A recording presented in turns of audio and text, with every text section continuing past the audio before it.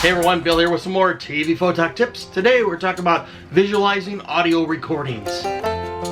Good afternoon everyone, I hope you're doing well. I am having myself a good day and I'm glad to be sharing part of it with you. Today we're talking about visualizing our audio recordings. One example of this, if you saw my last video, we talked about recording cell phones or shooting phoners. This can also go for any other place where we have audio recording but we don't have visuals to go with it. So examples could be like a 911 call or something maybe submitted in evidence for a trial, whatever the case is. We don't have visuals to go with the audio. So here are a couple suggestions that could be quick fixes for you for when it comes to making audio recordings more visual. Now, quite often if you work like at a TV station and you're going to do a graphics for a phone or whatever the case is, there might be some sort of pre-built graphic that might look like this. Maybe you got a photo of whoever's supposed to be talking, and then you can kind of put some quotes in there to go along with it. This case, we're trying to find alternatives beyond that, because to me that kind of just looks kind of flat and sterile, and it's been seen countless times again. So for this, we're going to try to be a little bit more visual, and here are a couple options for that. One example on how we can visualize these audio recordings is I got a link up here above where you can go to the video I did a few weeks back about shooting mug photos. That's one example we can do to help visualize this, particularly if it's going to be about a crime-related story or something that has to do with a court case. Another option you can do is if you have a printed photo or a cell phone with a photo on it, you can set that up someplace with a nice backdrop, and you can shoot something a little bit more picturesque than the flat graphic type option. When people ask me what equipment I use, I tell them my eyes. Anonymous. The first two examples I just went over with you are more so if we have the photo of the person who's talking. Bonus tip for you is if you're ever shooting a photo, always make sure to ask the person that you're talking to if they can send you a photo or where you can find a photo of them that you can use in the story. For this next tip is how to more visualize these audio recordings if you don't have a photo of the person that's going to be talking. For this, I actually have a folder on my phone of work tools, and these are different volume levels, decibel readers, whatever the case is. I'll have a list below in the description of apps that I can use to help visualize my audio.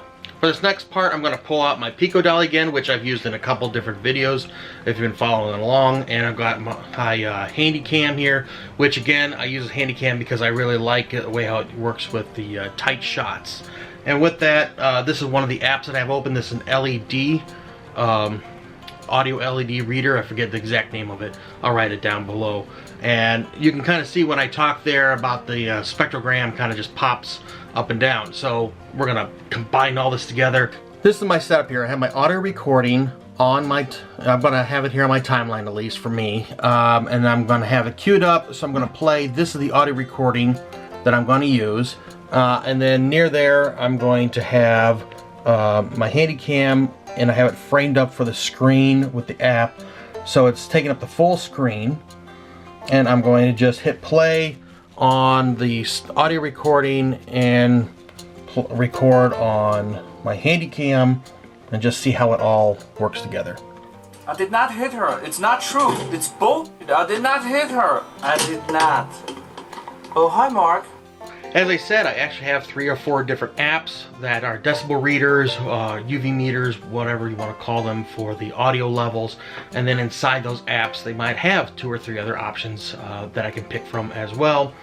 And with that, you know, it's kind of a, variety type situation, pride that I can do something that looks at least a little bit different. So I have to do a phoner several days in a row. I have different options that I can go to. Another option that I could go to is on my normal editing system, whether it's Premiere, Avid, Edius, whatever. I can always make the UV meter bigger, and I can just record the UV meters off the screen. I did not hit her. It's not true. It's bullshit. I did not hit her. I did not. Oh, hi, Mark. After I'm done playing and shooting everything, I'm going to take the video and sync it with the clean audio that I have from the phone or whatever the case is. and then I can just play with it from there and put the graphics over. And I think this is a lot more fun than just going to the sterile background with maybe a photo and the type of graphics. A third option is, if you don't have the time to set this up and have fun with the camera kind of thing, is does your computer have a screen record type option? And then what you can do is you can crop and zoom in whatever onto the UV meters for your editing system, and you can just record the audio meter there and then put that into your editing system. So that's another option you can have if you don't want to get the camera, you don't have the Pico Dolly, that kind of a thing. I did not hit her. It's not true. It's both. I did not hit her. I did not. Oh, hi, Mark. And there you go, just a few tips I have on visualizing some audio, whether it's a phoner or some other video that's submitted to us for whatever reason. Again, I think this is a lot more fun and challenging for us, just to keep us mentally stimulated, than just going and falling back on that traditional graphic background. Part of what we do is just having fun with it. But do me a favor, like, share, subscribe, so I know you're out there. Please leave a comment below. Let me know what you liked or what you didn't like. If you have a comment or a suggestion for a future video, please leave those. I really like the challenge about those. But until next time, I'm Bill. You've been watching TVPhotogTips. Good luck and have fun. It could be any normal situation as a backdrop. The first two examples I just went over you with.